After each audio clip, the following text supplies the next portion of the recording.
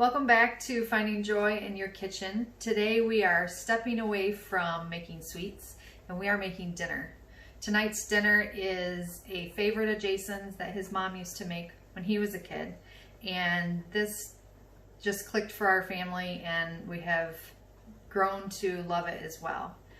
It's one meal in one dish and it's a nice hearty meal. You can change up the ingredients that you have going into it. You might not like some of the things I use today and you want to substitute it with something else, or you might want to omit something altogether. It's really an easy dish that you can take basic ingredients from your pantry and freezer and make it into one meal. So let's get started with this today. So some people call this a 7-layered casserole. Jason's mom always calls it Swedish stew, so that's what we are calling it. And it's not something you put in a pot, but it is all one meal, one complete meal in a baking dish. So the first layer we're going to start with is raw burger. And you could probably change this up and use ground chicken or turkey, or a lot of times we'll use venison. Sometimes we mix the venison with burger. It's really whatever you prefer. So today we're using ground burger, and you're going to need 1.5 pounds. If you're making a large dish, the dish I'm using is not 9 by 13. That's normally the size I would use. But I'm making a double batch today in 2 dishes. One will be with onions, one will be without, because we have some people in our house that don't care for onions, and that's fine. You're going to take the raw burger and just press it into the bottom of the pan or dish. And then once you have it pressed in here, you could season it how you like, or a lot of times I just leave it as is, but you could also put salt and pepper on it at this stage. So we are going to add a little bit of salt, maybe, and pepper, and then we are going to put onions on this, on top of this layer.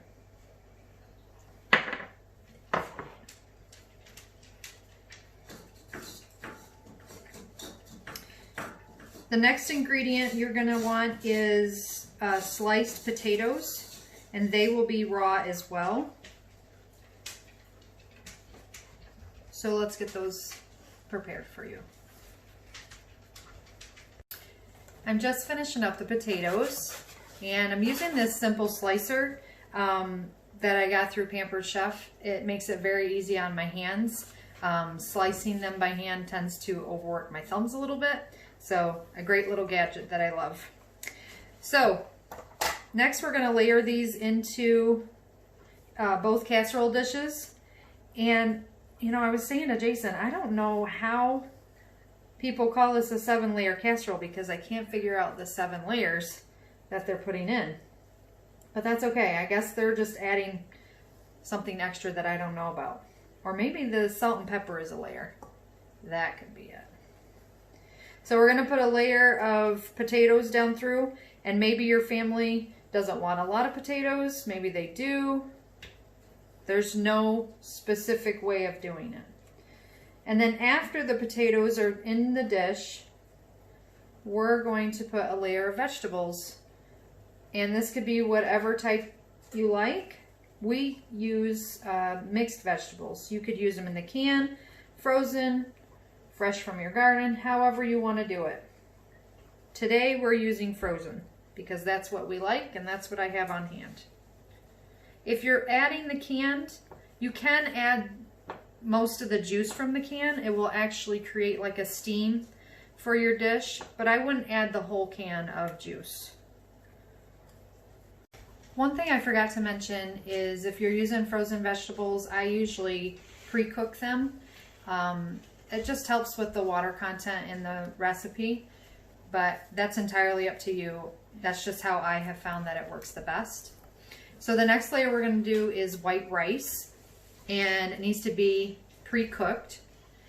One thing I notice when you're looking up other people's recipe for their layered casserole, some of them actually put it on the bottom uncooked. I haven't tried that, but I'm sure that's an a possibility that you could reverse the roles.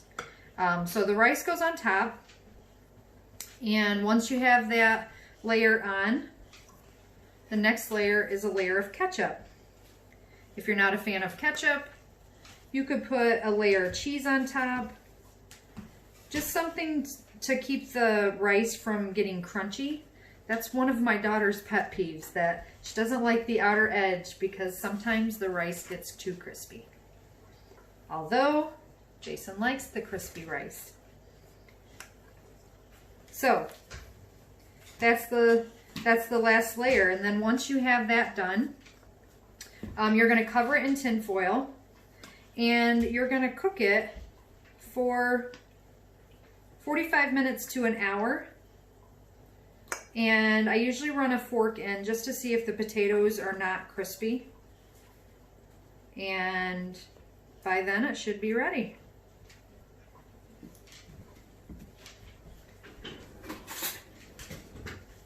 And the ketchup I'm just going to smooth out.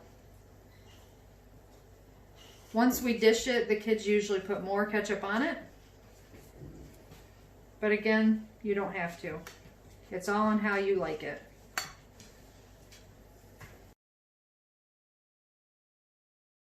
So while the Swedish stew is cooking in the oven, we are going to make garlic knots out of canned biscuits.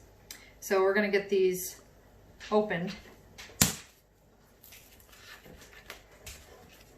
So this specific can has 10 in it. There's a couple different ways you could do this. The recipe I used to follow calls for cutting them in thirds. I'm going to cut them in half, mainly because I don't need that many. And I'm still going to have probably more than I need.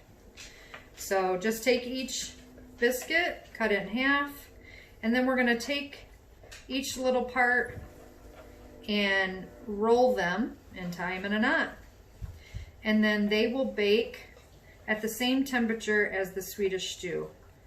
So 400 degrees. And I think they bake for 8 to 10 minutes. I need to double check that. So you're just going to take it and roll it, tie it in a knot,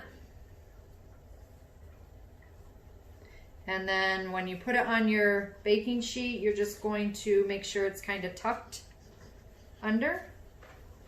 I can't imagine that these were cut in thirds, but maybe I'm wrong.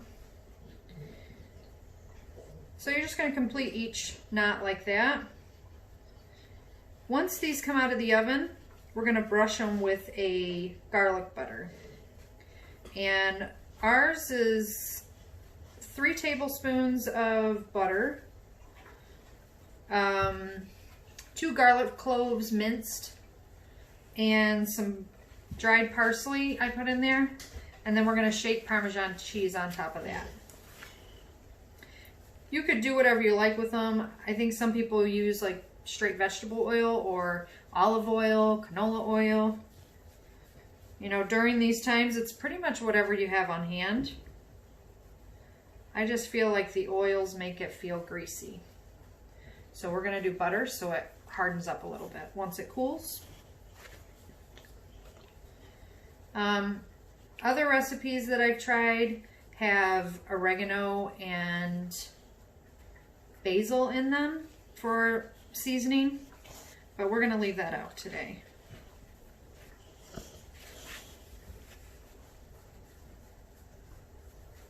These are nice, just a nice little addition to have with the meal that is in there.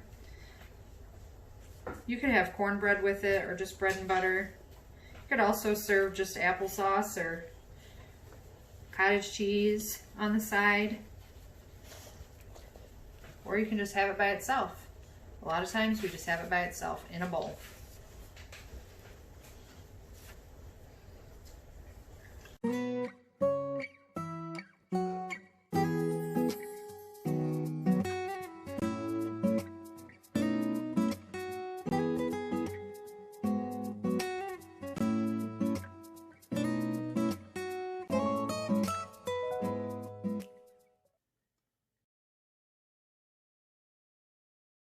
I don't know if you've noticed, but we have a lot going on in our kitchen other than making dinner.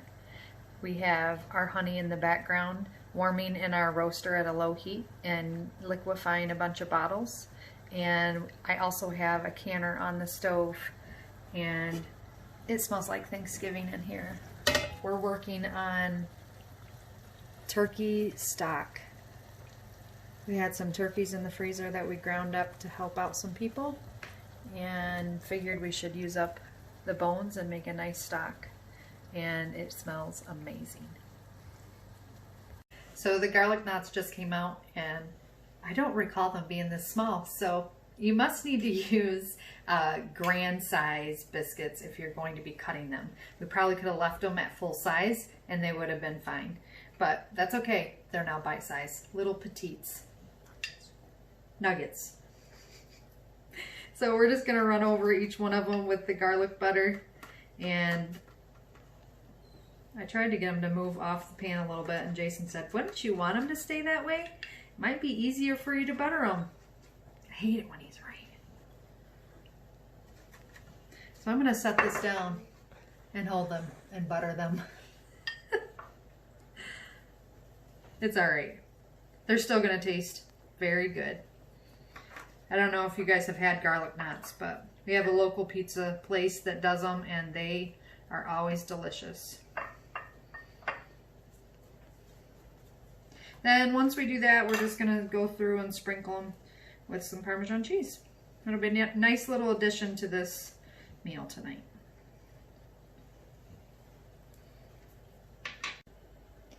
Dinner is done, and it is time for us to eat. It smells so good in here, so I cannot wait to sink my teeth into this food. I hope you've enjoyed this video and that you put your own special touches on this recipe for your family. Continue to like and subscribe, and comment below if there's anything else that you would like to see. Have a good day, and God bless.